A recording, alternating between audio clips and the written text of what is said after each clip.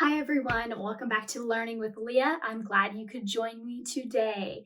Today we are talking about how to write a paragraph.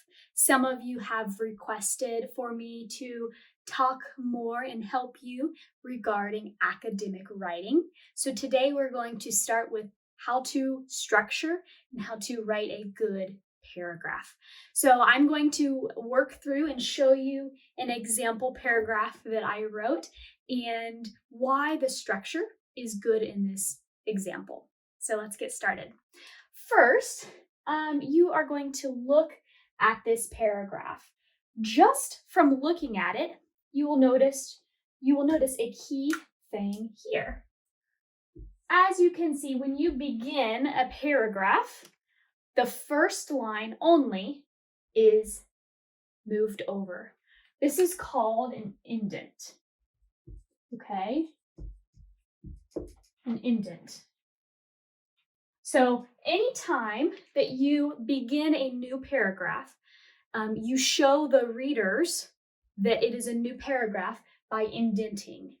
You leave a space over here. So I'm going to go ahead and read the paragraph and we will talk about how I structured this. All right, I wrote about ice cream because I love ice cream. So hopefully you can follow along. Even if you don't agree with me, this is just my opinion. All right, ice cream is the best dessert. When it's hot outside, ice cream provides a refreshing dessert that cools you off. Also, there are a variety of flavors that can please anyone. Whether it is fruity, nutty, or chocolate, there is something for everyone. Not only are there many flavors, but there are also many ways to serve ice cream. Ice cream can be eaten as a milkshake, sundae, cake, or in a cup or a cone. Overall, ice cream provides a great dessert for all. Okay, so that's my opinion. This is just my opinion in this paragraph. But what I want you to look at in this paragraph are a few different things. The whole paragraph, first of all, was all talking about the same idea. When we are writing, it's very important that we keep our ideas together. I didn't talk about pizza. I didn't talk about that I like to play volleyball, right? I talked all about just ice cream in the paragraph. It was cohesive, right? The whole thing supported itself, only talked about itself. If you want to talk about pizza in a different paragraph, that's okay, but it has to be separated. So the whole paragraph should be consistent and consistent and coherent. Okay, next, let's look at the first sentence. I'll highlight this. Ice cream is the best dessert. Even though this is an opinion, as you can see, this is a topic sentence. It gives an introduction of what the rest of the paragraph is going to be about. So that is important because your first sentence should give the readers, give the audience an idea of what they are getting ready to read about in the paragraph below. So when you write, your first sentence should be an introduction. You're introducing the topic. So sometimes we call this an introduction sentence. Sometimes we call it a topic sentence because you're introducing the topic. And sometimes you might hear it called the thesis statement. So that is the statement that you are given that's kind of the general idea of the entire paragraph. So we have this, and I'm just going to call it a topic sentence. This is our topic sentence. Then you're going to notice I give details. I give supporting details about why ice cream is the best dessert. So in the sentences after your topic sentence, you're not talking about pizza, you're not talking about brownies or cake. You're talking about why ice cream is the best dessert. You want to provide reasons or examples or anything that supports your first sentence here. So I'll make this pink, okay?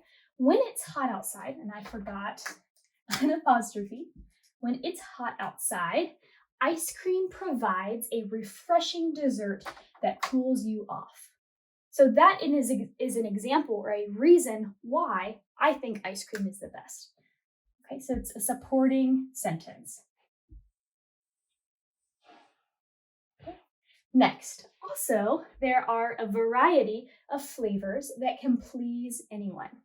So that's a separate reason. That's reason number 2, right? So it's hot, so it's refreshing. It's a refreshing dessert. That's number 1. And there's a variety of flavors that can please anyone. So that is our second reason. Okay, so we'll put number 2 here. Whether it is fruity, nutty, or chocolate, there is something for everyone. So this is an example for this reason.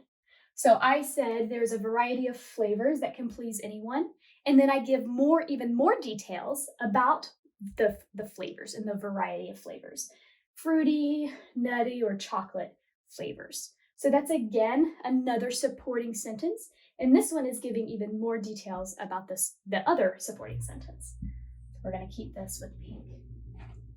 But this is still number 2, the second reason. It's just giving more detail about number 2.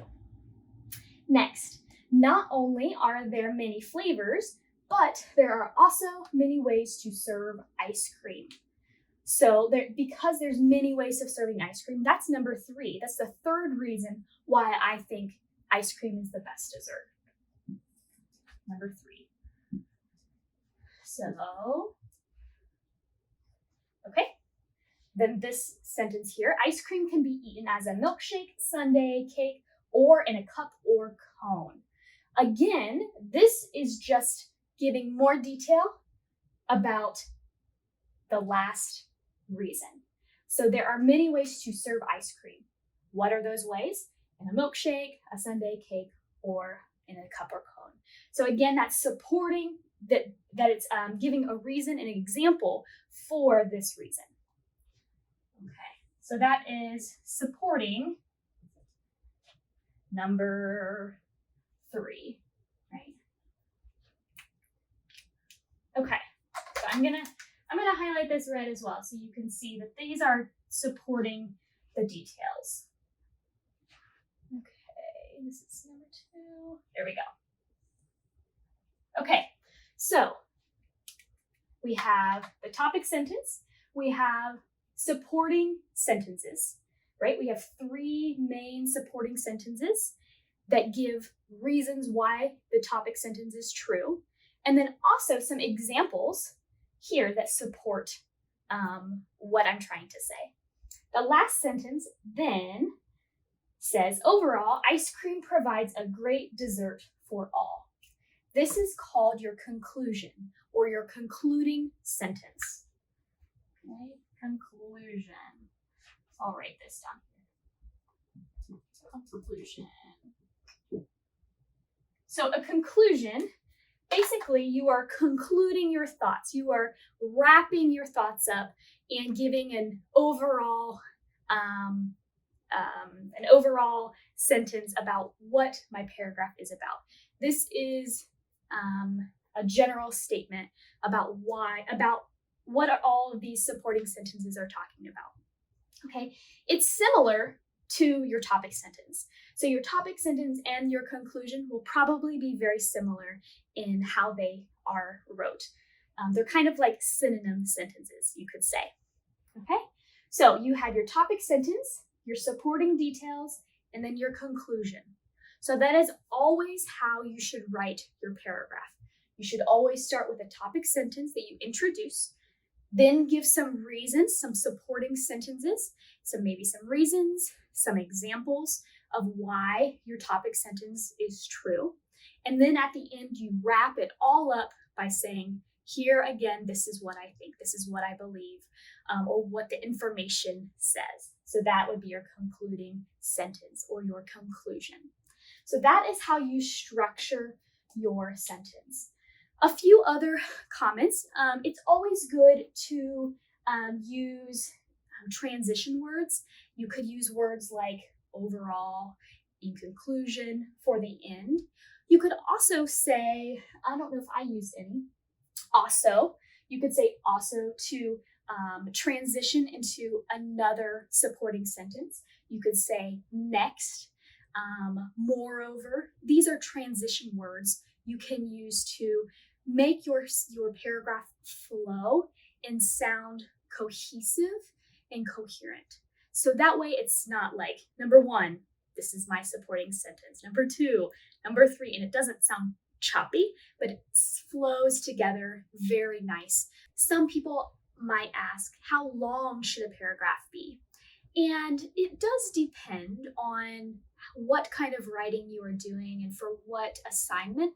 So there's not always a perfect answer for that, or a certain length it has to be. But I would suggest that you should always have 3 supporting sentences at least, or 3 supporting reasons in your paragraph. So you have your introduction sentence, at least 3 supporting sentences to support your main idea, and then a conclusion. So that would be at least 5 sentences. That's where I would say would be a minimum to write a good, cohesive, coherent paragraph that flows together and supports one another. I hope that this was helpful for you. If you do have any questions, please write your question in a comment below. I'd love to help you and try to teach to you and your needs. That is what I'm here for. So leave a comment below if you have any questions or suggestions, and make sure you subscribe if you would like to see any more videos from me. Thank you so much for watching, and we will see you next time. Bye.